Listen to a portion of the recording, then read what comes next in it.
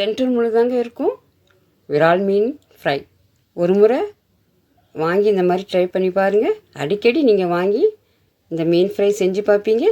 அவ்வளோ சூப்பராக இருக்குங்க. 2 ஸ்பூன் மிளகாய் தூள் சேர்த்துருக்கேன். உங்கள் காரத்துக்கு வேணும்னா இன்னும் நீங்கள் 2 ஸ்பூன் சேர்த்துக்கலாம்.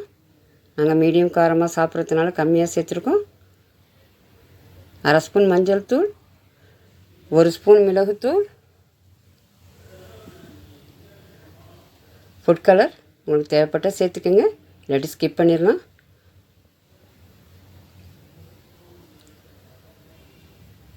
ஒரு பெரிய வெங்காயம் மிக்சியில் க்ரஷ் பண்ணி வச்சுருக்கேன். தேவையான அளவு சால்ட்டு சேர்த்துக்கோங்க. எப்பயுமே மீனுக்கு மசாலா கலந்து சால்ட்டு டேஸ்ட் பண்ணாலும் பொரிக்க போகிற நேரத்தில் ஒரு தடவை செக் பண்ணிக்கோங்க. உப்பு கூட குறைச்சா இருக்கும். ஒரு தக்காளியை நல்லா க்ரஷ் பண்ணி விடுங்க. இது மசாலாவுக்கு கூடுதல் சுவையை கொடுக்கும். வெங்காயச்சாறு 2 டேபிள் ஸ்பூன். நல்ல ஃப்ளேவர் கிடைக்கும். மீனோட ஸ்மெல் கூட மாறிடும். லெமன் சேர்த்துக்கோங்க. மசாலா உதிராமல் இருக்கும்.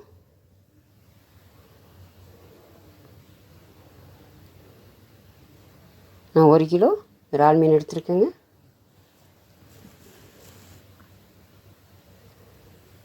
மசாலாவையும் மீனையும் நல்லா கலந்து கொடுங்க.